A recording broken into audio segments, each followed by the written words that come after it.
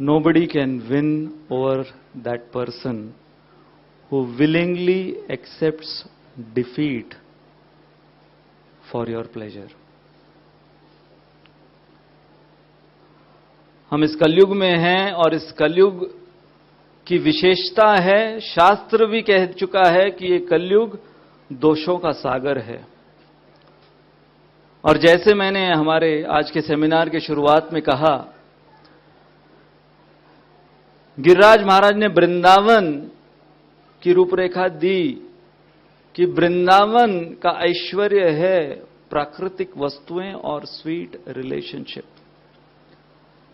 और जब तक हम ये ब्रज भाव हमारे इस भौम या इस भूमि में जहां पर हम साधना भक्ति करके वृंदावन स्थापित करने की कोशिश कर रहे हैं, जब तक यहां पर हम उसको पैदा नहीं करेंगे, जब तक निरंजन महाराज, जब तक स्तोक कृष्ण प्रभु, जब तक पांडव, द्रौपदी, जिनके भी उदाहरण, शिला प्रभुपाद, ऐसे महाजन, इनके पदचिन्हों पर चलते हुए जब तक हम हमारे साधना भक्ति के जीवन में, हमारे वैष्णव संघ में वो सब्सटेंस नहीं लाएंगे, तब तक वो रिलेशनशिप केवल एक औपचारिकता रह जाएगी।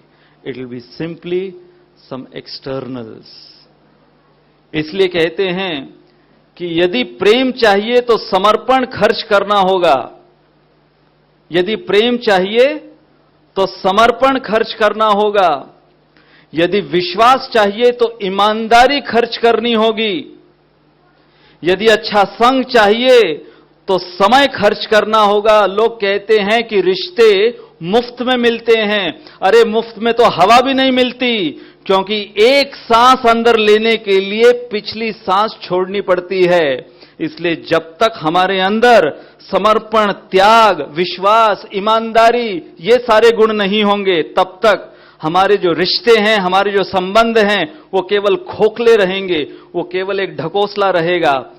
इसलिए मैं यही आप लोगों से अनुरोध करना चाहता हूं कि हम लोग जो ये ऐसे कार्यक्रम आयोजित करते हैं, इन सब कार्यक्रमों का एकमात्र उद्देश्य क्या है?